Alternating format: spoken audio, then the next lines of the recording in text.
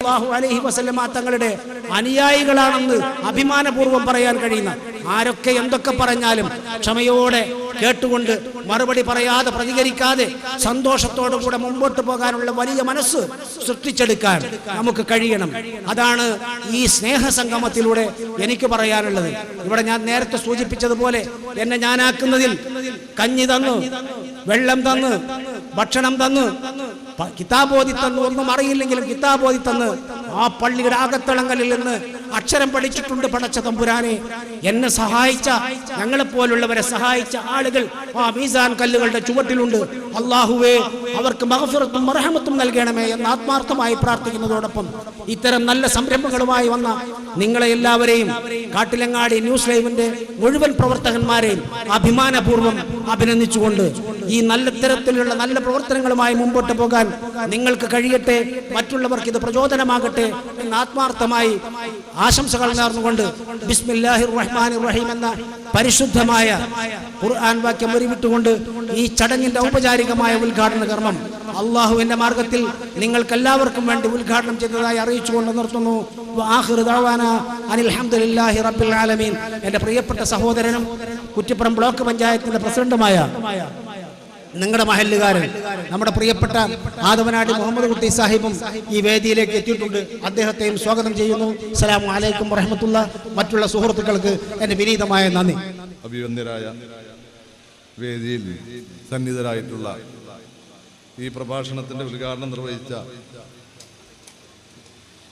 Kattilangadi PMSA ഓർഫനേജിന്റെ general സെക്രട്ടറിയും സാമൂഹ്യ സാംസ്കാരിക രംഗത്തെ പ്രഗത്ഭ വ്യക്തിയും നമ്മുടെ പ്രസ്ഥാനത്തിൻ്റെ നിയോജകമണ്ഡലത്തിൻ്റെ പ്രസിഡന്റുമായ ശ്രീ മുഹമ്മദ് അലി സാഹിബ് അവറുകളെ, കേരളത്തിലെ അറിയപ്പെടുന്ന പ്രഭാഷകനും പുതിയ യുവതയെ സൽപാന്താവിലേക്ക് നയിക്കാനും ചിന്തിക്കാനും ചിന്തിപ്പിക്കാനും ഒക്കെ പ്രാഗൽഭ്യമുള്ള പ്രഭാഷണത്തിൻ്റെ ഉടമ, നമ്മുടെ പ്രദേശത്തുകാരൻ കൂടിയായ പ്രിയപ്പെട്ട സുലൈമാൻ സാഹിബ് മേൽപ്പത്തൂർ, പ്രിയപ്പെട്ട ന്യൂസ് ലൈവിൻ്റെ സാരഥികളെ, വേദിയിലുള്ള പ്രമുഖരെ, ശ്രോതാക്കളായ ചെറുപ്പക്കാരെ, പൗരപ്രമുഖരെ, നാട്ടുകാരെ, അസ്സലാമു അലൈക്കും വറഹ്മത്തുള്ളാഹി. അദ്ദേഹത്തിൻ്റെ പ്രഭാഷണം കേൾക്കാൻ ഊഴം കാത്തിരിക്കുന്ന നിങ്ങളോട് അതിനിടയിൽ വൃഥാവിലാക്കുന്ന ഒരു സംസാരം സംസാരിച്ച് സമയം കളയണമെന്ന് ആഗ്രഹിക്കുന്നില്ല. ഈ സമയം അതിന് ഉപയോഗപ്പെടുത്തുന്നില്ല. നന്മയുടെ പാതയിലേക്ക് ഒരു കൂട്ടം ചെറുപ്പക്കാരുടെ കാട്ടിലങ്ങാടി ന്യൂസ് ലൈവിന്റെ പ്രവർത്തനം നാടിന് ആവശ്യമാണ്. ഇത്തരം ചെറുപ്പക്കാരുടെ കൂട്ടായ്മ നന്മയിലേക്കുള്ള നമ്മൾ ഒന്നിച്ചുള്ള പ്രയാണത്തിന്റെ തുടക്കമാണ്. ചിന്തിക്കാനും ചിന്തിപ്പിക്കാനും നല്ലവരായി വളരാനും നന്നായി പെരുമാറാനുമുള്ള ഈ നമ്മോടുള്ള ഉപദേശം കൃത്യമായും ഗ്രഹിക്കാനും ചിന്തിക്കാനും ജീവിതത്തിൽ പകർത്താനും മുഴുവൻ ആളുകളും തയ്യാറാവണമെന്ന് മാത്രം പറഞ്ഞുകൊണ്ട് ന്യൂസ് ലൈവിന്റെ ഈ മഹത്തായ സന്ദേശ പ്രചരണത്തിന് എല്ലാവിധ ആശംസകളും നേർന്നുകൊണ്ട് ചുരുക്കുന്നു. അസ്സലാമു അലൈക്കും വറഹ്മത്തുള്ളാഹി വബറകാതുഹു. ഇന്നൽ ഹംദുലില്ലാഹി നഹ്മദുഹു വനസല്ലി അലാ റസൂലിഹിൽ കരീം. അമ്മാ ബഅദ്. അല്ലാഹുമ്മ സല്ലി അലാ സയ്യിദിനാ മുഹമ്മദിൻ വഅലാ ആലി സയ്യിദിനാ മുഹമ്മദ്. اللهم ألهمنا مراشد أمورنا وأعيذنا من شرور أنفسنا ومن سيئات أعمالنا. من يهده الله فلا مضل له ومن يضلله فلا هادي له. ونشهد أن لا إله إلا الله وحده لا شريك له. ونشهد أن محمدا عبده ورسوله أرسله بالهدى ودين الحق ليظهره على الدين كله ولو كره المشركون. أما بعد. ഏറ്റവും സ്നേഹം നിറഞ്ഞ ഇന്നത്തെ ഈ മഹാസംഗമത്തിൻ്റെ ഉദ്ഘാടകൻ പ്രിയപ്പെട്ട സി മുഹമ്മദ് അലി സാഹിബ് അവറുകളെ, ഇവിടെ നമ്മളോട് ആശംസകൾ അറിയിച്ചുകൊണ്ട് സംസാരിച്ച പ്രിയപ്പെട്ട മുഹമ്മദ് കുട്ടി സാഹിബ് അവറുകളെ, മറ്റു വേദിയിലിരിക്കുന്ന ഈ നാടിൻ്റെയും ഈ പ്രദേശത്തിൻ്റെയും യശസ്സും എല്ലാ അർത്ഥത്തിലും ഔന്നത്യമാർന്നവരുമായ പ്രധാനികളായ വ്യക്തിത്വങ്ങളെ, എല്ലാറ്റിലുമുപരി എൻ്റെ നാട്ടുകാരായ, എൻ്റെ പ്രദേശത്തുകാരായ പ്രിയപ്പെട്ട കാരണവന്മാരെ, പ്രിയപ്പെട്ട യുവ സുഹൃത്തുക്കളെ, വിദ്യാർത്ഥി സഹോദരന്മാരെ, പ്രിയപ്പെട്ട ഉമ്മമാരെ, സഹോദരിമാരെ, മറ്റ് സഹോദര മതസ്ഥരായിട്ടുള്ള സഹോദരങ്ങളെ, വളരെ ബൃഹത്തായ ഒരു പരിപാടിയുമായി ബന്ധപ്പെടുത്തിയാണ് പ്രിയപ്പെട്ട ഈ കാട്ടിലങ്ങാടി ന്യൂസ് ലൈവ് ഇങ്ങനെ ഒരു പരിപാടി സംഘടിപ്പിച്ചിട്ടുള്ളത്. ഇവിടെ ഉദ്ഘാടന കർമ്മത്തിൽ തന്നെ ഉദ്ഘാടകൻ സൂചിപ്പിച്ചതുപോലെ, പ്രിയപ്പെട്ട മുമാലിക്ക സൂചിപ്പിച്ചതുപോലെ, എല്ലാ വശത്തിനും ഒരു നന്മയുണ്ട്, അതോടൊപ്പം ഭീകരമായ തിന്മയുമുണ്ട്. ഈ ലോകത്തിൽ എല്ലാ വസ്തുക്കളും അങ്ങനെയാണ്. നന്മയുണ്ടാകും, അതിലേറെ അതുകൊണ്ട് തിന്മയും ഉണ്ടാക്കാം. അങ്ങനെയുള്ളൊരു വസ്തുവുമായി ബന്ധപ്പെടുത്തിയിട്ടുള്ളൊരു വിഷയമാണ് ഇന്നിവിടെ നമ്മുടെ മുമ്പിൽ ചർച്ച ചെയ്യാനുള്ളത്. കാട്ടിലങ്ങാടി ന്യൂസ് ലൈവ് കുറേ കാലങ്ങളായി ഒരുപാട് കാര്യങ്ങൾ ചെയ്തുകൊണ്ടിരിക്കുകയാണ്. ഈ ലോകത്തിൽ ആര് നന്മ ചെയ്താലും അത് അംഗീകരിക്കാനുള്ളൊരു മനസ്സുണ്ടാവുക എന്നത് വലിയൊരു കാര്യമാണ്. നന്മയെ നമ്മൾ അംഗീകരിക്കാതിരുന്നാൽ പിന്നെ ആളുകൾക്ക് നന്മ ചെയ്യാനുള്ള പ്രചോദനം നഷ്ടപ്പെടും. അങ്ങനെ പരസ്പരം കുറ്റപ്പെടുത്തുന്ന, തർക്കിക്കുന്ന, ആർക്കും ഒരു സഹായവും ചെയ്യാത്ത ഒരു സമൂഹമാണ് പിന്നീട് ഉണർന്നു വരിക. കേരളത്തിൽ 2 ഭീകരമായ ട്രെയിൻ ദുരന്തമുണ്ടായി. ഒരുപാടെണ്ണം ഉണ്ടായിട്ടുണ്ടെങ്കിലും അതിൽ എന്നും ഓർമ്മിക്കാനുള്ള 2 ദുരന്തം. ഒന്ന് കൊല്ലത്ത് വെച്ച് നടന്ന പെരുമൻ ദുരന്തമാണ്. ധാരാളം ആളുകൾ മരിച്ച കൊല്ലത്തെ അഷ്ടമുടിക്കായലിൽ ട്രെയിൻ മറിഞ്ഞിട്ടുള്ള ആ ഒരു സംഭവം. പിന്നെ ഒന്ന് കേരളത്തിന് എന്നും ഓർമ്മിക്കാനുള്ളത് നമ്മുടെ ജില്ലക്ക് തൊട്ടപ്പുറത്ത് കോഴിക്കോട് ജില്ലയോട് ചേർന്ന് കിടക്കുന്ന കടലുണ്ടിയിൽ നടന്നിട്ടുള്ള ഒരു ട്രെയിൻ ദുരന്തമാണ്. കടലുണ്ടിയിൽ നടന്ന ട്രെയിൻ ദുരന്തത്തിന്റെ ദിവസം, അല്ലെങ്കിൽ അതിന്റെ തൊട്ടു പിറ്റേന്ന്, കേരളത്തിലെ വളരെ പ്രശസ്തനായ ഒരു എഴുത്തുകാരൻ ഒരു ലേഖനം എഴുതുകയുണ്ടായി. ആ ലേഖനത്തിന്റെ പേര് തന്നെ തെക്കല്ല വടക്ക് എന്നായിരുന്നു. തെക്കല്ല വടക്ക് എന്ന് കാണുമ്പോൾ നമുക്കറിയാം തെക്കല്ലല്ലോ വടക്ക്. പക്ഷെ ആ ലേഖനം മൊത്തത്തിൽ ഇന്നും ഞാനത് സൂക്ഷിച്ചു വെച്ചിട്ടുണ്ട്. അതിമനോഹരമായ ലേഖനമാണ്. തെക്കല്ല വടക്ക് എന്നാണ് ആ ലേഖനത്തിന്റെ പേര്. എന്ന് വെച്ചാൽ കേരളത്തിലെ കൊല്ലം ജില്ലയിലെ ആളുകൾ കുറച്ചൊക്കെ പഠിക്കുകയും വിദ്യാഭ്യാസം നേടുകയും നിയമം കരസ്ഥമാക്കുകയും അല്ലെങ്കിൽ നിയമ പഠനം നടത്തുകയും ചെയ്തപ്പോൾ ആക്സിഡന്റ് പറ്റിയിട്ടുള്ള ആളുകളെ ആശുപത്രിയിൽ പോലും എത്തിക്കാനുള്ള ഒരു അവസ്ഥയിലായിരുന്നില്ല അന്ന് ഒരു ദുരന്തം നടന്നപ്പോഴുണ്ടായത്. എന്ന് വെച്ചാൽ ആക്സിഡന്റ് നടന്നു കഴിഞ്ഞാൽ അവരെ ആശുപത്രിയിൽ എത്തിക്കുമ്പോൾ സാക്ഷികൾക്കുണ്ടാകുന്ന ദുരന്തത്തെക്കുറിച്ച് അവർക്കറിയാമായിരുന്നു. അങ്ങനെ പോലീസുകാർ വളരെ സാഹസപ്പെട്ട്, അല്ലെങ്കിൽ ഫയർഫോഴ്സിന്റെ ആളുകൾ വളരെ സാഹസപ്പെട്ട് അവിടെ ആളുകളെ സംരക്ഷിച്ചുകൊണ്ടിരിക്കുമ്പോൾ ആ ഭാഗത്ത് നിറഞ്ഞു നിന്നിട്ടുള്ള ആളുകൾ അന്ന് നോക്കുകുത്തികളായി നോക്കി നിന്നു എന്ന് അന്നത്തെ പത്രങ്ങളെ ഉദ്ധരിച്ചുകൊണ്ട് അദ്ദേഹം എഴുതുകയുണ്ടായി. അതിൻ്റെ ഒരു കാരണം, നന്മ ചെയ്യാൻ ഒരുങ്ങിയിട്ടുള്ള ആളുകളെ പലപ്പോഴും തളർത്തിയതിന്റെ പരിണിത ഫലമാണ് നൂറുകണക്കിന് ആളുകൾ മരിക്കുന്ന സമയത്തും ആളുകൾ നോക്കുകുത്തികളായി നിന്നത്. അഷ്ടമുടിക്കായലിൽ അത് സംഭവിച്ചപ്പോൾ അങ്ങനെ നോക്കുകുത്തികളായി നിന്നതിനെ കുറിച്ച് എഴുതുന്ന അതേ ലേഖകൻ തന്നെ കടലുണ്ടിപ്പുഴയിൽ ഇത് സംഭവിച്ച സമയത്തുണ്ടായ രംഗവും എഴുതുന്നുണ്ട്. ആടുകൾ ഓടിക്കൂടി കടലുണ്ടിയുടെ പ്രദേശത്തുള്ള ഉമ്മാമ്മമാരും അമ്മമാരും അവരുടെ സാരിത്തല പഴിച്ച് അതിലെങ്കിലും ഒരാളെ രക്ഷപ്പെടുത്താനുള്ള വെമ്പൽ കണ്ടപ്പോൾ ഈ ലേഖകൻ അറിയാതെ എഴുതിപ്പോയി തെക്കല്ല വടക്ക്. എല്ലാവരെയും സഹായിക്കാനും അതിന്റെ പിന്നിൽ എന്ത് ദുരന്തം വന്നാലും അതിന്റെ പിന്നിൽ എന്തൊക്കെ പ്രശ്നങ്ങൾ വന്നാലും മനുഷ്യ ജീവനാണ് വലുത് എന്ന് കടലുണ്ടിക്കാരന്ന് തെളിയിച്ചു എന്നാണ് അദ്ദേഹം എഴുതി വെച്ചത്. ഒരു മനുഷ്യന് ഉപകാരം ചെയ്യുമ്പോൾ അതിന്റെ അപ്പുറം ഇപ്പുറം നോക്കിക്കൊണ്ടല്ല ചെയ്യേണ്ടത്, പകരം ഉപകാരം ചെയ്യുക എന്നത് നടപ്പിലാക്കലാണ്. ആ ഒരർത്ഥത്തിൽ ഇവിടെ ഇന്ന് നമ്മുടെ പ്രിയപ്പെട്ട സുഹൃത്തുക്കൾ നടപ്പിലാക്കിക്കൊണ്ടിരിക്കുന്ന നല്ല ഈ പദ്ധതിക്ക് എല്ലാ അർത്ഥത്തിലും നമ്മൾ എന്താക്കണം? പിന്താങ്ങായി നിന്നുകൊടുക്കൽ നിർബന്ധമാണ്. വിമർശനം എളുപ്പമാണ്. ഞാനതിനെ കുറിച്ച് പറയുന്നില്ല, കാരണം ഞാൻ ആരെയും വിമർശിക്കാറില്ല. വിമർശനം നമ്മുടെ ജോലിയുമല്ല. പക്ഷെ വിമർശനം എളുപ്പമാണ്. ഒരു കുടുംബത്തിന്റെ ഉത്തരവാദിത്തം ഏറ്റെടുക്കുന്ന ആളുകൾക്കറിയാം, ഉത്തരവാദിത്തം ഏറ്റെടുക്കൽ വലിയ പണിയാണ്. ചിലപ്പോൾ ഒരു കുടുംബത്തിൽ 4 ആൺമക്കളുണ്ടെങ്കിൽ അതിൽ ഒരാൾ ഉത്തരവാദിത്തം ഏറ്റെടുത്ത് പാടുപെട്ട് പണിയെടുക്കുന്നുണ്ടാകാം. ബാക്കി 3 പേർക്ക് വിമർശിക്കൽ എളുപ്പമാണ്, അവർക്ക് വിമർശിച്ചാൽ മതിയല്ല. ഇതേപോലെ നമ്മുടെ ചെറുപ്പക്കാർ എന്തെങ്കിലും ഒരു കാര്യങ്ങൾ ചെയ്യാൻ വേണ്ടിയിട്ട് തുനിയുമ്പോൾ ഒരിക്കലും നമ്മൾ അതിനെ നിരാകരിക്കരുത്. അതാണ് ആമുഖമായി എനിക്ക് പറയാനുള്ളത്. എന്തു വില കൊടുത്തും നന്മ നിലനിർത്തുന്നതിന് വേണ്ടി നമ്മൾ എല്ലാ പ്രോത്സാഹനങ്ങളും കൊടുക്കുക എന്നത് നിർബന്ധമാണ്. അപ്പൊ ന്യൂസ് ലൈവിന്റെ കാര്യം ആദ്യം എന്നോട് പറഞ്ഞത്, നേരത്തെ ഉദ്ഘാടകൻ സൂചിപ്പിച്ചതുപോലെ തന്നെ MK മുഹമ്മദ് എന്ന പേരിൽ അറിയപ്പെടുന്ന MK എന്ന് ഖത്തറുകാർ വിളിക്കുന്ന പ്രിയപ്പെട്ട ബാവക്കെ, ഞാൻ കഴിഞ്ഞൊരു 15 ദിവസം മുമ്പ് അവിടെ ഒരു പരിപാടിക്ക് പോയിരുന്നു, അതിനു മുമ്പും പോയിരുന്നു.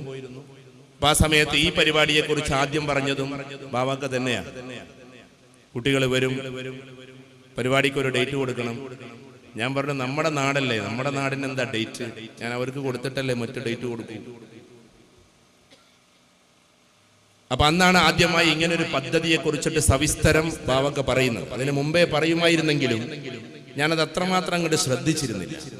കുറച്ച് കുട്ടികൾ, കാരണം വാട്സപ്പ് ഗ്രൂപ്പ് ഇപ്പൊ ഉണ്ടാക്കൽ വളരെ എളുപ്പമാണ്. ഏകദേശം 100 ആളുകളുടെ ഒരു പാക്കേജാണ് വാട്സപ്പ് ഗ്രൂപ്പ്. കുറക്കാം, 100 വരെ ആക്കാം.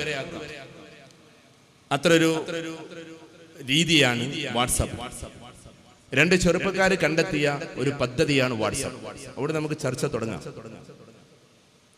അവരത് കണ്ടെത്തുമ്പോൾ യാഹൂ എന്ന് പറയുന്ന കമ്പനിയിലെ വർക്കേഴ്സ് ആയിരുന്നു, ജോലിക്കാരായിരുന്നു. വാട്സപ്പ് കണ്ടെത്തിയിട്ട് അധിക കാലമായിട്ടില്ല, അത് പുരോഗമിച്ചിട്ട് അധിക കാലമായിട്ടില്ല. വാട്സപ്പ് എന്ന് പറയുന്ന നമ്മുടെയൊക്കെ കയ്യിലുള്ള പരസ്പരം മെസ്സേജ് അയക്കുന്ന ഈ സംഭവം അവരെ കണ്ടെത്തുന്ന സമയത്ത് അതിനൊരു വില അവർ ഇട്ടിരുന്നു. അങ്ങനെ ആദ്യം യാഹൂ കമ്പനിയോട് അവരത് എടുക്കാൻ വേണ്ടി ആവശ്യപ്പെട്ടപ്പോൾ യാഹൂ കമ്പനി അത് റിജക്ട് ചെയ്തു. പിന്നെ അവർ ഫേസ്ബുക്കിനെ സന്ദർശിച്ചു. സുക്കർബർഗ് എന്നാണ് ഫേസ്ബുക്കിന്റെ സിഇഒയുടെയും ചെയർമാന്റെയും പേര്. Zuckerberg, mark Zuckerberg. അദ്ദേഹത്തെ പോയി കണ്ടു. അദ്ദേഹം വിദ്യാർത്ഥിയായിരിക്കുന്ന കാലഘട്ടത്തിൽ 2004 തുടക്കം കുറിച്ചതാണ് ഫേസ്ബുക്ക്. 2007 തുടക്കം കുറിച്ചതാണ് വാട്സാപ്പ്. 2004 അതിന്റെ ചിന്തയുണ്ടായെങ്കിലും സുക്കർബർഗ് അതിനെ പുരോഗമിപ്പിക്കുന്നത് കുറെ കഴിഞ്ഞിട്ടാണ്. ഞാൻ അതിന്റെ ക്ലാസ് അല്ല എടുക്കുന്നത്, അതിന്റെ ദുരന്തത്തെക്കുറിച്ചും നന്മയെക്കുറിച്ചും പറയാം. ഈ മാർക്ക് സുക്കർബർഗിന്റെ അടുക്കൽ ഈ 2 ചെറുപ്പക്കാർ പോയിട്ട് ഇത് കേവലം 2 കോടി രൂപക്ക് നിങ്ങൾക്ക് തരാമെന്ന് പറഞ്ഞതാ, നിങ്ങൾ എടുത്തോളൂ, ഞങ്ങൾക്ക് പോക്കറ്റ് മണി മതി. പക്ഷെ പിന്നീട് സുക്കർബർഗ് അതിനെക്കുറിച്ച് ഒരു പഠനം നടത്തിയപ്പോൾ ഫേസ്ബുക്ക് ഉള്ളപ്പോൾ എന്തിനാ പിന്നെ ഒരു വാട്സപ്പ് എന്നൊരു ചിന്തയുണ്ടായി. അതിനെ റിജക്ട് ചെയ്തു, അതിനെ ഒഴിവാക്കി. എക്സ്പീരിയൻസ് ഇല്ലാത്ത നിങ്ങളുടെ കാര്യങ്ങളൊന്നും എനിക്ക് വേണ്ട. കേവലം 3 വർഷത്തിന് ശേഷം സുക്കർബർഗ് അറിഞ്ഞൊരു കാര്യം, ഫേസ്ബുക്കിനെ ഓവർകം ചെയ്യുന്ന, ഫേസ്ബുക്കിനെയൊക്കെ അതിക്രമിച്ച് കയറുന്ന ഒരു ടെക്നോളജിയായി വാട്സപ്പ് വളർന്നു എന്നതാണ്. അങ്ങനെ സുക്കർബർഗ് നേരിട്ട് ഇവരെ വിളിക്കുകയാണ്. അങ്ങനെ 2 ചെറുപ്പക്കാർ വന്ന് അങ്ങനെ ഫേസ്ബുക്ക് വാട്സപ്പിനെ വാങ്ങിച്ചു. നമ്മൾ കുട്ടികൾ പഠിച്ചു വെക്കേണ്ട ഒരു കാര്യമാണ്. നമ്മളിത് ഉപയോഗിച്ചിട്ട് കാര്യമില്ല, അതിന്റെ ചരിത്രം പഠിക്കണം. അപ്പൊ സുക്കർബർഗ് വില പറഞ്ഞപ്പോ 3 കൊല്ലം കൊണ്ട് 2 കോടി എന്നുള്ളതിൽ 10 കോടി ആയിരിക്കും എന്നൊക്കെയാണ് സുക്കർബർഗ് വിചാരിച്ചത്. പക്ഷേ കുട്ടികൾ പറഞ്ഞ വില 1,80,000 കോടിയാണ്. അങ്ങനെ 1,80,000 കോടിക്കാണ് വാട്സപ്പിനെ ഫേസ്ബുക്ക് വാങ്ങിക്കുന്നത്. ഇതിൽ ആരെങ്കിലും MBA പഠിക്കുന്ന കുട്ടികളുണ്ടെങ്കിൽ അവർക്ക് അത് കേസ് സ്റ്റഡി പഠിക്കാനാണ്. MBA കുട്ടികൾക്ക് പഠിക്കാനുള്ള ഒരു കേസ് സ്റ്റഡിയാണ്. അങ്ങനെ 1,80,000 കോടി 3 വർഷം കൊണ്ടാണ് ഇവരുണ്ടാക്കുന്നത്. ഇന്ത്യയിലെ ഏറ്റവും ടോപ്പ് സമ്പന്നന്റെ കയ്യിലുള്ളത് ആകെ 1,00,000 കോടിയാണ്. അത് അയാളുടെ വാപ്പയും വാപ്പാന്റെ വാപ്പക്കായിട്ട് അച്ഛന്റെ അച്ഛനൊക്കെ ആയിട്ട് ഉണ്ടാക്കിയ പൈസയാണ്. എന്നിട്ട് ഇപ്പോൾ 1,00,000 കോടി ആയിട്ടുള്ളൂ. ഇന്ത്യയിൽ ഏറ്റവും വലിയ പൈസക്കാരുടെ പതിറ്റാണ്ടുകളുടെ വരുമാനമാണ്. പക്ഷെ 3 കൊല്ലം കൊണ്ട് 2 ചെറുപ്പക്കാരുണ്ടാക്കിയത് അവരുടെ ബുദ്ധി ഉപയോഗിച്ച് 1,80,000 കോടിയാണ്. എന്ന് പറഞ്ഞാൽ ഇന്ത്യയിലെ ഏറ്റവും വലിയ പൈസക്കാരനേക്കാൾ 8,000 കോടി കൂടുതൽ. അപ്പൊ നമുക്കൊരു തോന്നലുണ്ടാകും, ഈ കാണുന്ന ഇത്രയും വലിയ സംഖ്യ എവിടെ നിന്നുണ്ടായി? നമ്മൾ ഉപയോഗിച്ചത് കൊണ്ടുണ്ടായി. നമ്മളെ പോലെയുള്ള ആളുകൾ ഉപയോഗിച്ചത് കൊണ്ടുണ്ടായി, അല്ലാതെ അത് വാനലോകത്തൊന്നും ഉണ്ടായതല്ല. 3 കൊല്ലം കൊണ്ട്, അല്ലെങ്കിൽ വളരെ കുറഞ്ഞ കൊല്ലം കൊണ്ട് ഒരുപാട് പൈസ അയാളിലേക്ക് എത്തിക്കാൻ മാത്രം നമ്മൾ അതിൽ അഡിക്റ്റായി, നമ്മൾ അതിന്റെ അടിമകളായി മാറി. എന്നാൽ ഇതിന്റെ യഥാർത്ഥമായ ആളുകളുടെ അവസ്ഥ എന്താണ്? ഞാൻ സുക്കർബർഗിന്റെ പേര് പറയാനുള്ള കാരണം, ഒരാഴ്ച മുമ്പ് നിങ്ങളൊരു വാർത്ത വായിച്ചു കാണണം. ഈ മാർക്ക് സുക്കർബർഗ് എന്ന് പറയുന്ന ഫേസ്ബുക്കിന്റെ ഓണർ, CEO ആൻഡ് ചെയർമാൻ, അദ്ദേഹം ആകെ കിട്ടിയ വരുമാനം 4,200 കോടിയാണ്. ഫേസ്ബുക്കിലൂടെ കിട്ടിയ 4,200 കോടി ഇന്നത്തെ റേറ്റിലേക്ക് കൺവേർട്ട് ചെയ്താൽ 2,80,400 കോടി ഉണ്ടാവും. ഈ 2,00,000 കോടി രൂപ ഫേസ്ബുക്കിലൂടെ അയാൾ ഉണ്ടാക്കി. അപ്പൊ ഈ ഫേസ്ബുക്കിലൂടെ ഉണ്ടാക്കിയിട്ടുള്ള പൈസ, ഈ 2,00,000 കോടിയിലേറെ രൂപ എന്ത് ചെയ്യും? അദ്ദേഹം ഒരാഴ്ച മുമ്പ് പ്രഖ്യാപിച്ചു. പ്രിയപ്പെട്ട ചെറുപ്പക്കാർ മനസ്സിലാക്കേണ്ടതാണ്, പൊതുവായിട്ടുള്ള കാര്യങ്ങൾക്ക് പാവങ്ങളെ സംരക്ഷിക്കാൻ വേണ്ടിയിട്ട് ഞാൻ ഈ 2,00,000 രൂപ മാറ്റിവെക്കുന്നു. 2,00,000 രൂപയല്ല, 2,00,000 കോടി മാറ്റിവെക്കുന്നു എന്നാണ് സുക്കർബർഗ് പ്രഖ്യാപിച്ചത്. ഞാനിത് പറയാനുള്ള കാരണം, ഫേസ്ബുക്ക്, വാട്സപ്പ് എന്ന് പറയുന്ന സംഭവങ്ങൾ നല്ലതുപോലെ ഉപയോഗിച്ചാൽ അതിൽ കാരുണ്യം പോലും നമുക്ക് കാണാൻ പറ്റും. കാരണം സുക്കർബർഗ് ഇപ്പൊ പ്രഖ്യാപിച്ചത് 4,200 കോടി ഡോളറും ഞാൻ പാവങ്ങൾക്ക് ചെലവഴിക്കുമെന്ന്. ലോകത്തിൽ ഇന്നേ വരെ അങ്ങനെ ഒരു പ്രഖ്യാപനം ഒരു കമ്പനിയും നടത്തിയിട്ടില്ല. അപ്പൊ ഞാൻ പറഞ്ഞു വരുന്നത്, അത് ചെയ്യുന്ന ആളുകൾക്ക് തിന്മ വ്യാപിപ്പിക്കുക എന്നതല്ല ലക്ഷ്യം. നമുക്കൊരു തെറ്റായ ധാരണ ഉണ്ടാവും, ഫേസ്ബുക്കിലൂടെ വാട്സപ്പിലൂടെ തെറ്റിദ്ധരിപ്പിക്കുക എന്നൊരു കാര്യം നടക്കുന്നു എന്ന്. സത്യത്തിൽ അത് അതിനുള്ളതല്ല. സോഷ്യൽ മീഡിയ എന്ന് പറഞ്ഞാൽ സൊസൈറ്റിയെ വിലയിരുത്താനും സൊസൈറ്റിയെ മനസ്സിലാക്കാനും അവരുടെ സംവേദനങ്ങളെ അറിയിക്കാൻ. ഇപ്പൊ വാട്സപ്പും ഫേസ്ബുക്കും ഉണ്ടായതുകൊണ്ട് എത്ര ആളുകൾ എഴുതാൻ തുടങ്ങി, എത്ര ആൾ. ഞാൻ ഏതായാലും ഇതുവരെ ഫേസ്ബുക്കിലില്ല, ഞാൻ ആ പരിപാടിക്ക് നിന്നിട്ടില്ല. വാട്സപ്പിലുണ്ട് മെസ്സേജുകൾ കിട്ടാൻ. അപ്പൊ ഞാൻ പറയുന്നത്, എത്ര ആളുകൾ എഴുതാൻ തുടങ്ങി, അതിമനോഹരമായ കവിതകൾ എഴുതാൻ തുടങ്ങി. IIT-യിലും IIM-ലൊക്കെ പോയാൽ ഈ ഗ്രാമത്തിൽ അത് പറയണോ എന്ന് ചിലപ്പോൾ നമുക്ക് തോന്നാറുണ്ട്. പക്ഷേ പറയാതിരുന്നിട്ട് എന്ത് കാര്യം? നമ്മുടെ കുട്ടികളും പോകട്ടെ IIT-യിലേക്കും IIM-ലേക്കും. ഇന്ത്യയിൽ ഏറ്റവും പ്രമാദമായ ക്യാമ്പസുകളാണ്. IIM-ലും IIT-യിലും നമ്മൾ പോകാറുണ്ട് അടുത്ത്. ഇന്ത്യയിൽ ഏറ്റവും ടോപ്പ് ക്യാമ്പസുകളാണ് IIT-യും IIM, Indian institute of technology, Indian institute of management. ഇവിടെ കുട്ടികൾക്കറിയാം, യുവാക്കൾക്ക് പഠിക്കുന്നവർ. അപ്പൊ IIM എന്ന് പറയുന്നതിൽ എന്താ നടക്കുന്നത്? അവിടെയും ഫേസ്ബുക്ക് ഉപയോഗിക്കുന്നുണ്ട്, അവിടെയും വാട്സപ്പ് ഉപയോഗിക്കുന്നുണ്ട്. പോസിറ്റീവായിട്ടാണ്. വലിയ വലിയ ഗ്രൂപ്പുകളുണ്ട്. അവരെ അതിലേറെ രസകരമായ പലതിലേക്കും അവർ കയറി പോകുന്നുണ്ട്. എന്നിട്ട് അവരോട് ചോദ്യം ചോദിക്കും, ചോദ്യത്തിന് അവർ മറുപടി കൊടുക്കും. വാട്സപ്പ് അതിനുള്ളതാണ്. ആരെങ്കിലും ആ ഗ്രൂപ്പിലുണ്ടെങ്കിൽ അതിമനോഹരമായി ചോദ്യങ്ങൾ ചോദിക്കുക. എന്താണ് നിങ്ങളുടെ അഭിപ്രായത്തിൽ ഇത്? അങ്ങനെ രസകരമായി അതിന് മറുപടി പറയുക. അല്ലാതെ ചീത്ത വിളിക്കാനുള്ള ഒന്നിന്റെ പേരല്ല ഫേസ്ബുക്ക്, പരസ്പരം തർക്കിക്കാനുള്ള ഒന്നിന്റെ പേരല്ല വാട്സപ്പ്. ഈ ആധുനിക കാലഘട്ടത്തിൽ ഇങ്ങനെയൊക്കെ ഉണ്ടാകും. ഇനി ചിലപ്പോൾ 2 കൊല്ലം കഴിഞ്ഞാൽ ഫേസ്ബുക്ക്, വാട്സപ്പ് എന്നുള്ള പേര് പോലും നമ്മൾ മറന്നു കളയും. വേറെ പലതും ആയിരിക്കും പേരിൽ വരിക. അത്രക്ക് സ്പീഡിൽ പോയിക്കൊണ്ടിരിക്കുകയാണ് ടെക്നോളജി. അപ്പൊ മറ്റു പല പേരിലായിരിക്കും ഇനി വരിക. ഇപ്പൊ സീസ് എന്ന് പറയുന്ന ഒന്ന് വരാൻ പോകുന്നു. അത്ഭുതകരമായ ചില മാറ്റങ്ങളാണ്. എന്തു വന്നാലും പോയാലും ശരി, അതത് കാലഘട്ടത്തിലെ ആളുകളെ വിലയിരുത്തി നല്ല രീതിയിൽ പക്വതയോട് കൂടിയിട്ട് കൈകാര്യം ചെയ്യാനാണ് ഈ സാധനങ്ങൾ ഇറങ്ങുന്നത്. അതിനെ നമ്മൾ വല്ലാത്തൊരു അപക്വമായ രീതിയിൽ ഉപയോഗിക്കാനുള്ളതല്ല. നമുക്ക് ലോകകപ്പ് വരികയാണെങ്കിൽ പോലും, ലോകകപ്പ് വരികയാണ്, അപ്പൊ ഇപ്പുറത്ത് അർജന്റീന ഉണ്ടാകും, ഇപ്പുറത്ത് ബ്രസീൽ ഉണ്ടാകും. ഞാൻ ആരെയും കുറ്റപ്പെടുത്തല്ലോ കേട്ടോ, ഞാനൊരു കാര്യം പറയാണ്. ചെറുപ്പക്കാർക്ക് എന്നോട് ദേഷ്യം തോന്നരുത്, പ്രത്യേകിച്ച് വിദ്യാർത്ഥികൾ. ലോകകപ്പ് വരുന്ന സമയത്ത് അർജന്റീന ബ്രസീലിന്റെ പേര് പറഞ്ഞ് നമ്മൾ പോസ്റ്ററുകളിൽ പോലും മോശമായ പദങ്ങൾ എഴുതി വെക്കും. ഞാൻ ഒരിക്കലും സമദാനി സാഹിബ് നമ്മൾ ഒന്നിച്ചിട്ട് ഇങ്ങനെ ഈരാറ്റുപേട്ടയിലേക്ക് ഒരു പരിപാടിക്ക് പോവാണ്. ഈ കഴിഞ്ഞ ലോകകപ്പിന്റെ പരിപാടിക്കല്ല, അവിടെ പ്രഭാഷണത്തിന് പോവാൻ. അദ്ദേഹത്തിന് അസ്ര മുതൽ മഗ്‌രിബ് വരെ, നമുക്ക് മഗ്‌രിബ് മുതൽ 10 മണി വരെ. രണ്ടുപേരും അന്ന് അവിടെ താമസിച്ച് പിന്നെ തിരുവനന്തപുരത്തേക്ക് പോയി. അപ്പൊ ഞാൻ അദ്ദേഹത്തോട് ഇവിടുന്ന് പോകുമ്പോൾ പറഞ്ഞു, നിങ്ങൾ നോക്കി മലപ്പുറത്തിന്റെ ബോർഡർ കഴിഞ്ഞാൽ ഒരിക്കലും ഇങ്ങനെ ഒരു ഫ്ലെക്സ് കാണില്ല. അർജന്റീനയുടെയും ബ്രസീലിന്റെയും പേര് പറഞ്ഞിട്ട് തിരുവനന്തപുരത്തോ കൊല്ലത്തോ എറണാകുളത്തോ ഒരു ബോർഡ് കാണാൻ കഴിയില്ല. അവരും കളി കാണുന്നവരാണ്. അങ്ങനെ ഇരിക്കെ തൃശ്ശൂരിൽ ഒരു ബോർഡ് കാണുകയുണ്ട്. അത് ഈ ഇതിലല്ല, അതിന് മുമ്പത്തെ അതിൽ അവിടെ പോലും അവർ ബുദ്ധിയാണ് ഉപയോഗിച്ചത്. കുട്ടികൾക്ക് അത് വേഗം പറഞ്ഞാൽ മനസ്സിലാവും. നല്ല ബുദ്ധി ഉപയോഗിച്ചിട്ടാണ് അവർ ആ ഫ്ലെക്സ് ഉണ്ടാക്കി. ഒരു വാക്ക് പോലും അതിലില്ല, ആ ഫ്ലെക്സിൽ ഒരു വാക്കുമില്ല.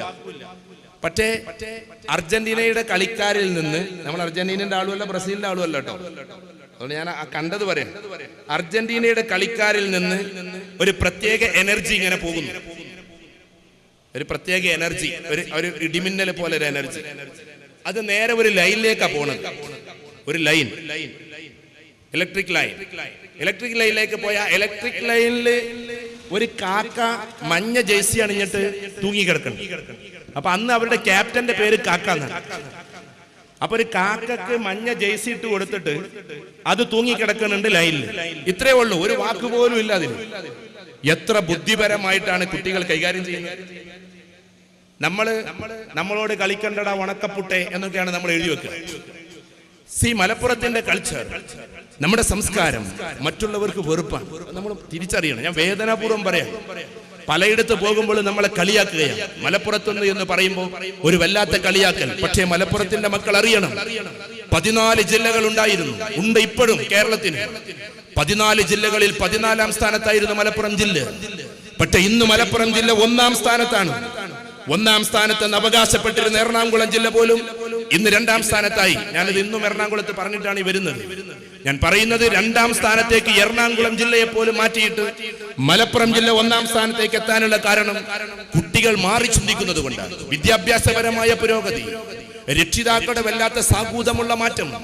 ഈ മാറ്റങ്ങളിലൂടെ നമ്മുടെ മക്കളും നമ്മുടെ നാടും മാറിക്കൊണ്ടിരിക്കുന്നു. ആ മാറുന്ന മാറ്റത്തിന്റെ ഒപ്പം നിൽക്കാൻ നമുക്ക് സാധിക്കേണ്ടതുണ്ട്. അതിന് ഫേസ്ബുക്കോ വാട്സപ്പോ നല്ല രൂപത്തിൽ നമ്മൾ ഉപയോഗിക്കുമ്പോൾ എല്ലാ വളർച്ചയുടെ കൂടെയും നമുക്കതിനെ കാണാം.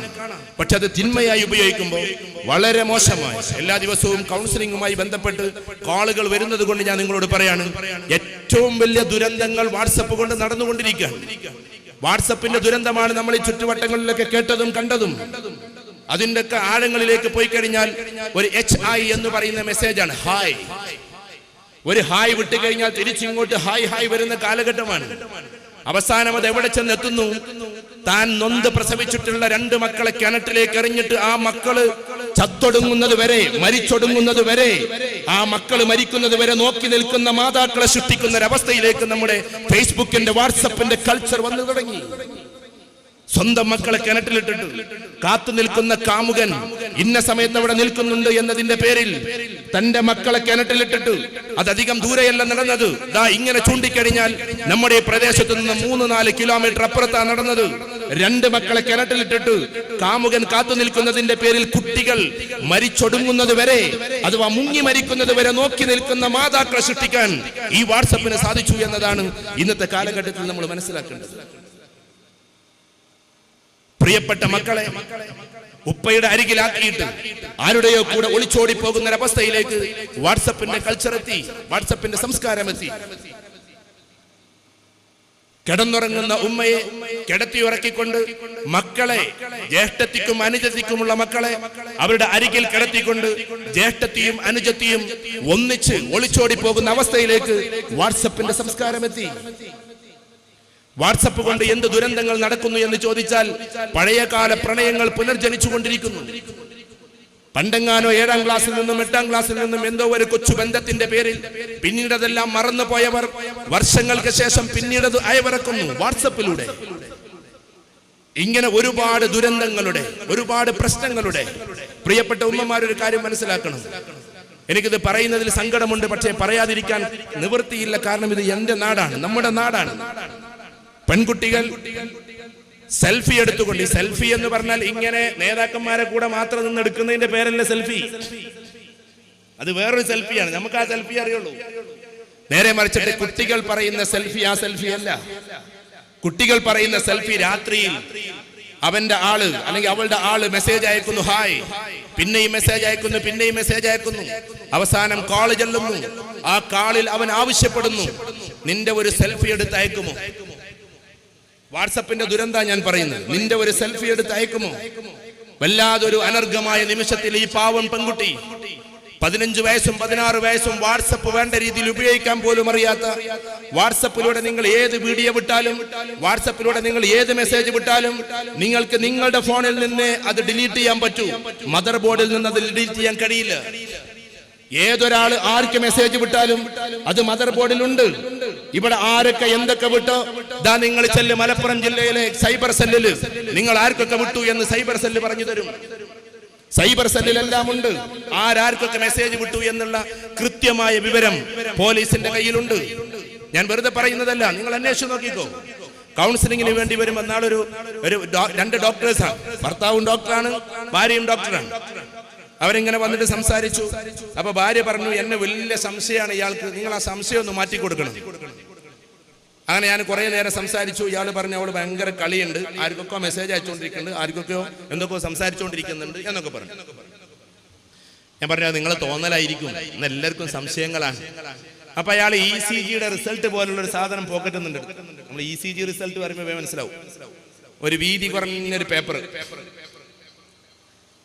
ഇത് പെൺകുട്ടികൾക്കറിയില്ല, സ്ത്രീകൾക്കറിയില്ല. കാരണം IT വിദഗ്ധന്മാരെ കണ്ടു കഴിഞ്ഞാൽ സൈബർ സെല്ലുമായി ബന്ധപ്പെട്ടാൽ എന്തായാലും കൊടുക്കും. ഈ സൈബർ സെല്ലുമായി ബന്ധപ്പെട്ടിട്ട് കൊടുത്തു കഴിയുമ്പോ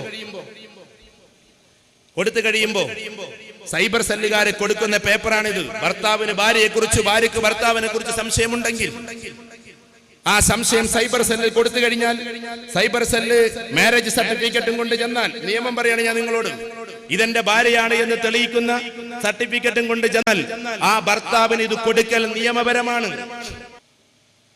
അങ്ങനെ വാങ്ങിയതാ ഇയാള്. അപ്പൊ രാത്രി 12 മണിക്ക് അയച്ച മെസ്സേജ്, അവിടുന്ന് ഇങ്ങോട്ട് വന്നത്, ഇവിടുന്ന് അങ്ങോട്ട് പോയത്, നേരം പുലരുവോളം അയച്ചതിന്റെ റിസൾട്ടാണ് ഈ ECG പോലെയുള്ള റിസൾട്ടിൽ കാണുന്നത്. ഇവളാകെ ഇങ്ങനെ കണ്ണ് തള്ളി നിൽക്കാണ്. ഡോക്ടറായിട്ടും കാര്യമില്ല, എഞ്ചിനീയർ ആയിട്ടും കാര്യമില്ല. ഫേസ്ബുക്കിന്റെ, വാട്സപ്പിന്റെ ചതിക്കുഴികളെ കുറിച്ച് നമ്മൾ തിരിച്ചറിയണം. ഭാവിയിൽ സമ്പന്നരായ ആളുകളെ, പ്രശസ്തരായ ആളുകളെ ബ്ലാക്ക്മെയിൽ ചെയ്യുന്നത്, നിങ്ങൾ എഴുതി വെച്ചോ, ബ്ലാക്ക്മെയിൽ ചെയ്യുന്നത് വിദഗ്ധരായ എഞ്ചിനീയറിംഗ് കുട്ടികളാണ്. കാരണം ആർക്കൊക്കെ മെസ്സേജ് അയച്ചു, ആർക്കൊക്കെ വീഡിയോ അയച്ചു, ആർക്കൊക്കെ ഇന്ന മെസ്സേജ് അയച്ചു എന്ന് അവരെ ഹാക്ക് ചെയ്യും. അതിന് ഹാക്കിംഗ് എന്നാ പറയുക. ഈ ഹാക്ക് ചെയ്ത് കഴിഞ്ഞാൽ ഇന്ന പ്രഗത്ഭനായ ആള് ഇന്ന ആൾക്ക് മോശമായ ഒരു ക്ലിപ്പിംഗ് അയച്ചിട്ടുണ്ട് എന്നുള്ളത് ഹാക്ക് ചെയ്ത് കഴിഞ്ഞാൽ അതും കൊണ്ടായിരിക്കും അവൻ വരിക.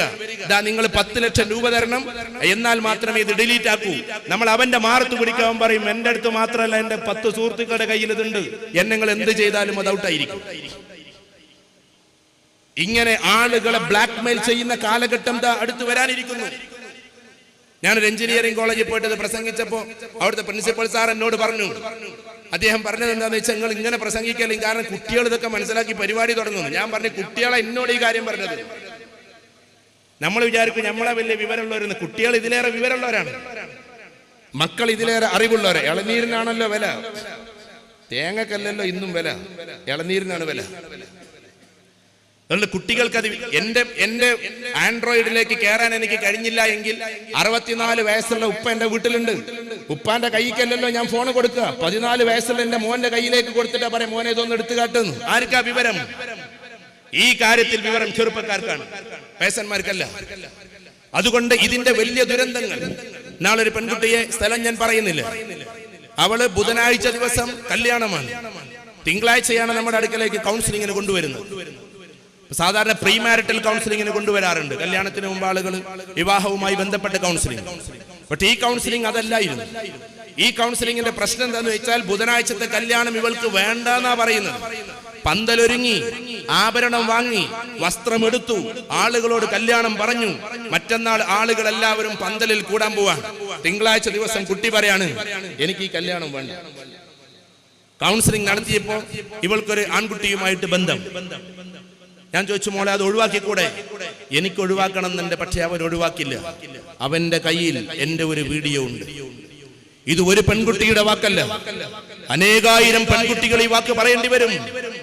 അവന്റെ കയ്യിൽ എന്റെ ഒരു വീഡിയോ ഉണ്ട് എന്ന് പറയുമ്പോൾ ഇവൾ അയച്ചു കൊടുത്ത വീഡിയോ അല്ല. രാത്രിയുടെ നിശബ്ദതയിൽ അവൻ ആവശ്യപ്പെട്ടിട്ട് തന്റെ ശരീരത്തിന്റെ ഭാഗങ്ങളെ അവൾ വീഡിയോ ആയി അയച്ചു കൊടുത്തതിന്റെ ആ ഫലം അതാണ് ഇവൾ അനുഭവിച്ചുകൊണ്ടിരിക്കുന്നത്.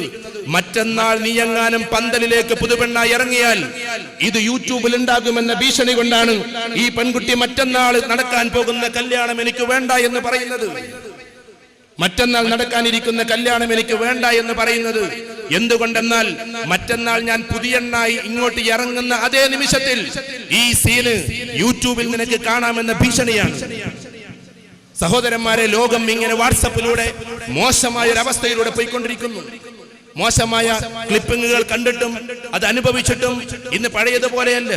പണ്ട് സ്കൂളിലും കോളേജിലൊക്കെ ചെറിയ ചെറിയ സ്നേഹം എന്ന പേരിൽ ഉണ്ടാകാം, പക്ഷെ ഒരു കത്ത് പോലും കൊടുക്കാൻ ഒരിക്കലും കഴിയുമായിരുന്നില്ല, ഒരു വാക്ക് പോലും സംസാരിക്കാൻ കഴിയുമായിരുന്നില്ല. അതുകൊണ്ട് എല്ലാവരും പിരിഞ്ഞു പോകുമായിരുന്നു. പക്ഷേ ഇന്ന് രാത്രിയുടെ നിശബ്ദതയിൽ ഞാനൊരു ജില്ലയിൽ പോയപ്പോ ആ ജില്ലയിലെ 3 പഞ്ചായത്തിന്റെ പരിപാടികളാണ്. ഞാൻ ചോദിച്ചു, നിങ്ങളുടെ ഉദ്ദേശം എന്താണ് ആ പരിപാടി നടത്തുന്നതിന്റെ? അവര് പറഞ്ഞു, ഈ 3 പഞ്ചായത്തിൽ നിന്ന് മാത്രം 84 പെൺകുട്ടികളാണ് ചാടിപ്പോയിട്ടുള്ളത് എന്ന്. നമ്മുടെ ഒരു പ്രിയപ്പെട്ട സുഹൃത്തുണ്ട്, സുഹൃത്തെന്ന് വിളിക്കുന്നത് ചിലപ്പോൾ അപമര്യാദയായി പോകും, എന്നാലും അങ്ങനെ വിളിക്കാനാണ് അദ്ദേഹത്തിന്റെ ആഹ്വാനം. ഇബ്രാഹിം കുട്ടി വക്കീൽ, അദ്ദേഹം ഹൈക്കോടതിയിലെ പ്രഗത്ഭനായ വക്കീലാണ്. ലവ് ജിഹാദ് പോലെയുള്ള കേസുകൾ വാദിച്ചതിന്റെ പേരിൽ അതിപ്രശസ്തനായ വക്കീൽ. അദ്ദേഹം പറയാറുണ്ട്, നിങ്ങൾ പ്രസംഗിക്കുന്ന രംഗം അനുദിനം ഹൈക്കോടതിയിൽ നടന്നുകൊണ്ടിരിക്കുകയാണ്. സ്വന്തം മാതാവിന്റെ നേരെ നെഞ്ചിൽ കൈ ചൂണ്ടിക്കൊണ്ട് പ്രിയപ്പെട്ട മക്കൾ പറഞ്ഞുകൊണ്ടിരിക്കുകയാണ്, എനിക്ക് ഈ തള്ളയുടെ കൂടെ പോകണ്ട, എനിക്കിതാ ഇവന്റെ കൂടെ പോയാൽ മതി എന്ന്. അതിന്റെ ഒക്കെ കാരണം എന്തെന്ന് ചോദിച്ചാൽ ഇങ്ങനെയുള്ള മീഡിയകളിലൂടെ പരിചയപ്പെട്ടതിന്റെ പേരിലാണ്. എന്റെ പ്രിയപ്പെട്ട കുടുംബത്തിലെ ഒരു അംഗം, ഏതോ ഒരു കൊറിയക്കാരി പെൺകുട്ടി ഏതോ ഒരു മെസ്സേജ് അയച്ചു എന്നതിന്റെ പേരിൽ കൊറിയയിലേക്ക് കയറാൻ വേണ്ടിയിട്ട് വ്യഗ്രത കാണിച്ചു കൊണ്ടിരിക്കുകയാണ്. ആ പെൺകുട്ടി അവൻ കണ്ടിട്ടില്ല, പെൺകുട്ടി ആരെന്ന് ഇവൻ അറിയില്ല. ഇങ്ങനെ ആരോ ഒരു ചാറ്റ് ചെയ്യുന്നതിനനുസരിച്ചിട്ട് കുട്ടികൾ ഡിസിഷൻ മാറ്റിക്കൊണ്ടിരിക്കുന്നു. അവിടെ മാതാവാരെന്ന് അവന് തിരിച്ചറിയുന്നില്ല, പിതാവാരെന്ന് തിരിച്ചറിയുന്നില്ല. പാവം പിതാവ് നൊമ്പരപ്പെട്ട് കരയുന്നു. ഞാൻ ഈ പറയുന്നത് വളരെ നിങ്ങൾ സാഹൂതം ശ്രദ്ധിക്കണം. എന്ന് വെച്ചാൽ ഡെയിലി കേട്ടുകൊണ്ടിരിക്കുന്ന എന്റെ മുമ്പിൽ വന്നുകൊണ്ട്, അല്ലെങ്കിൽ ഞങ്ങളെ പോലെയുള്ള കൗൺസിലേഴ്സിന്റെ മുമ്പിൽ വന്നിട്ട് വിതുമ്പിക്കരയുന്ന മാതാക്കളുടെ രംഗം കൂടുന്നതിന്റെ പേരിൽ ഞാൻ നിങ്ങളുടെ മുമ്പിൽ വെക്കുകയാണ്.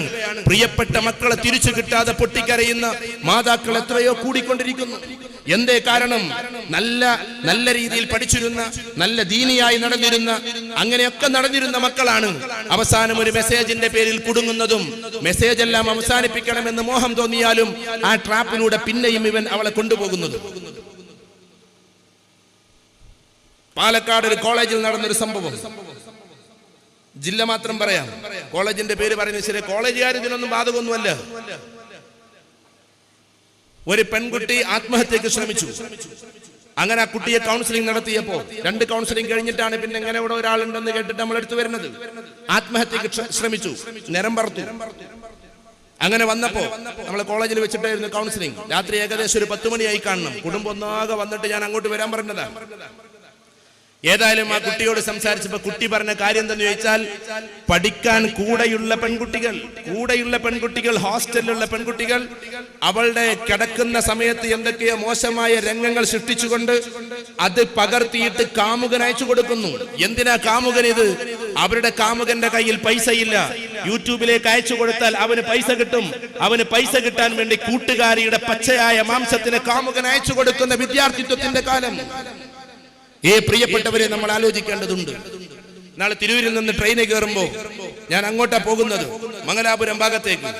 അപ്പൊ ഒരു തൊപ്പിയിട്ടുകൊണ്ടൊരു പാവം മനുഷ്യൻ വന്നിട്ട് പറഞ്ഞു, ഉസ്താദെ നിങ്ങൾ എങ്ങോട്ടാ പോണത്? അപ്പൊ ഞാൻ പറഞ്ഞു, ഞാനിങ്ങനെ മംഗലാപുരത്തേക്കാണ്. ആ പറഞ്ഞു, എന്റെ കുട്ടി ഇതിന്റെ കുട്ടിയാണ്. ഒരു പെൺകുട്ടിയെ ചൂണ്ടിട്ടാ പറഞ്ഞത്, ഇതെന്റെ കുട്ടിയാണ്, നിങ്ങൾ അതുവരെ ഒന്ന് നോക്കോ ഇവളെ. അപ്പൊ ഞാൻ ചോദിച്ചത്, എന്താ ഇത് കാര്യം? ഞാൻ നിങ്ങളെ പരിചയമില്ലല്ലോ, നിങ്ങൾക്ക് എന്നെയും പരിചയമില്ല. അപ്പൊ ഇദ്ദേഹം പറയുന്ന കാര്യം എന്താന്ന് വെച്ചാല്, ഇവളുടെ കോളേജിൽ പഠിക്കുന്നതും അല്ലാത്തവരായ കുട്ടികൾ ആ ട്രെയിനിലുണ്ട്.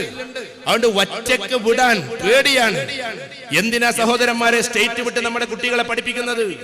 അങ്ങനെ സ്റ്റേറ്റ് വിട്ട് പഠിപ്പിച്ചതിന്റെ പേരിൽ നമ്മളെ കുട്ടികൾ ഉയർന്ന വിദ്യാഭ്യാസം നേടുമെന്ന് നമുക്ക് തോന്നുന്നുണ്ടോ? ഇല്ല. അങ്ങനെ അവസാനം തിരൂര് മുതൽ അങ്ങോട്ട് എത്രയോ കുട്ടികളെ നിങ്ങൾക്ക് കാണാം. അള്ളാഹു നമുക്ക് മാപ്പ് നൽകുമാറാകട്ടെ. അവിടെ നിന്ന് പർദ്ദയിട്ട് കയറിയിട്ട് അവസാനം ജീൻസ് പാന്റിലും ടീഷർട്ടിലും നടന്നുകൊണ്ട് തിരൂരിലും കുറ്റിപ്പുറത്തും ഇറങ്ങുമ്പോൾ വീണ്ടും പർദ്ദ ധരിക്കുന്ന പെൺകുട്ടികളെ നമുക്ക് കാണാം. അങ്ങനെ ഒരു വാട്സപ്പിന്റെ ഫേസ്ബുക്കിന്റെ ലോകം വളരെ അബദ്ധജടിലമായ ഒരു ലോകത്തിലൂടെ പോയിക്കൊണ്ടിരിക്കുമ്പോൾ പ്രിയപ്പെട്ട ഈ കാട്ടിലങ്ങാടി ന്യൂസ് ലൈവ് പുതിയ ഒരു ആവേശത്തിന് തിരികൊളുത്തിയിരിക്കുകയാണ്. പ്രിയപ്പെട്ട ഉമ്മമാരെ, നിങ്ങൾ ചിന്തിക്കേണ്ടതുണ്ട്. എന്തുകൊണ്ടാണ് ഈ കുട്ടികൾ ഇങ്ങനെയാകുന്നത്? പൂർണ്ണമായി നമുക്ക് കുട്ടികളെ കുറ്റപ്പെടുത്താൻ നിവൃത്തിയില്ല. ഞാൻ ഈ വിഷയവുമായി ബന്ധപ്പെട്ട കാര്യത്തിലേക്ക് ഇനി നിങ്ങളുടെ സൂചന അല്ലെങ്കിൽ നിങ്ങളുടെ ചിന്തയെ കൊണ്ടുപോവുകയാണ്. നമ്മുടെ പ്രിയപ്പെട്ട ഉമ്മമാർ നല്ല രീതിയിൽ മക്കളെ സ്നേഹിക്കാത്തിടത്തോളം കാലം ഈ കുട്ടികളെ വെറുതെയിൽ നമ്മൾക്ക് കിട്ടുകയില്ല. ഏറ്റവും കൂടുതൽ കുട്ടികളെ സ്നേഹിക്കേണ്ടുന്ന പ്രായം കുട്ടിക്കാലത്തല്ല. 2 വയസ്സിന് മുമ്പ് കുട്ടികളെ സ്നേഹിക്കേണ്ടെന്ന് കാര്യമേ ഇല്ല. കാരണം സ്നേഹിച്ചാലും അവർക്ക് അത് ഓർമ്മയുണ്ടാകില്ല. ഉദാഹരണത്തിന് ഇതായിരിക്കുന്ന നമ്മളെല്ലാവരും 2 വയസ്സിന്റെ ഉള്ളിൽ 3500 പ്രാവശ്യമെങ്കിലും ചുരുങ്ങിയത് മാതാവിന്റെ കയ്യിൽ നിന്നും മുലപ്പാല് വാങ്ങി കുടിച്ചിട്ടുണ്ട്. സാധാരണഗതിയിൽ എല്ലാവരും, ചില ആൾക്കാർക്ക് ചിലപ്പോൾ കിട്ടിയിട്ടുണ്ടാവില്ല, ചിലപ്പോൾ കുറഞ്ഞിട്ടുണ്ടാവും. ആവറേജ് കണക്കനുസരിച്ച് 3500 പ്രാവശ്യം എന്നാണ് സൈക്കോളജിയുടെ കണക്ക്. അതെന്താ അതിന്റെ കണക്ക്? ഒരു ദിവസത്തിൽ 5 പ്രാവശ്യമെങ്കിലും മാതാവിന്റെ അടുക്കൽ നിന്ന് ആ കുട്ടിക്ക് ഇത് കിട്ടും. 5 പ്രാവശ്യമെങ്കിലും ഒരു ദിവസം. ഹൗലൈനി കാമിലൈനി എന്നാണ് വിശുദ്ധ ഖുർആനിൽ പറയുന്നത്. ഹൗലൈനി കാമിലൈനി. നമ്മുടെ പ്രിയപ്പെട്ട ഡോക്ടർ രാധാകൃഷ്ണൻ, പ്രകൃതി ചികിത്സയുമായി ബന്ധപ്പെട്ട തിരൂരിലെ ഡോക്ടർ രാധാകൃഷ്ണൻ ഹൗലൈനി കാമിലൈനി എന്ന് പറയുന്ന ഈ വാക്ക് എന്നോട് ചോദിച്ചു, ഖുർആനിലുള്ളതാണോ? ഒരിടത്ത് ഞങ്ങൾ പ്രസംഗിക്കുന്ന സമയത്ത് അതെ ഖുർആനിലുള്ളതാണ്. എന്നിട്ട് അദ്ദേഹം അത് എഴുതി. എന്നിട്ട് എന്നോട് മലയാളത്തിൽ ഞാൻ പറഞ്ഞു, ഇങ്ങനെ പറയുകയാണെങ്കിൽ ഇങ്ങനെയാണത് പറയേണ്ടത് എന്ന് എഴുതി കൊടുത്തു. എന്നിട്ട് അദ്ദേഹം ആശ്ചര്യകരമായിട്ട് പറയാണ്, അതായത് പ്രകൃതിപരമായും അതേപോലെ തന്നെ ഏറ്റവും നന്നായിട്ട് ആയുർവേദത്തിലും 2 കൊല്ലം കൊടുക്കണമെന്ന് റിസർച്ച് ചെയ്ത് കണ്ടെത്തിയതാണ്. പക്ഷെ നിങ്ങളുടെ ഖുർആനിൽ 2 കൊല്ലം കൊടുക്കണമെന്ന് വാക്കുണ്ടെങ്കിൽ അത് എത്ര വലിയ അത്ഭുതമാണ്. ഹൗലൈനി കാമിലൈൻ, പരിപൂർണമായ 2 വർഷം. അത് നമുക്ക് 700 ദിവസമാക്കി എടുക്കാം. 730 സംതിങ് ദിവസം ഉണ്ടാവും. 700 × 5 എന്ന് പറഞ്ഞാൽ 3500. അതുകൊണ്ടാ പറഞ്ഞത് ഏറ്റവും ചുരുങ്ങിയത് ഒരാള് 3500 പ്രാവശ്യം മുലപ്പാല് കുടിച്ചിട്ടുണ്ടാകും. പക്ഷേ ഇരിക്കുന്ന ആരെങ്കിലും ഒന്ന് കൈപ്പൊക്കിയാട്ടെ, ഒറ്റത്തവണെങ്കിലും ഉമ്മാന്റെ അടുത്തുനിന്ന് മുലപ്പാല് കുടിച്ച രംഗം ഓർമ്മയുണ്ടെങ്കിൽ. ആർക്കും പൊക്കാൻ കഴിയില്ല. സൈക്കോളജി പറയുന്നത് ആരെങ്കിലും പൊക്കിക്കഴിഞ്ഞാൽ പൊക്കിയ ആളുകൾക്ക് എന്തോ ഒരു കുഴപ്പമുണ്ട്.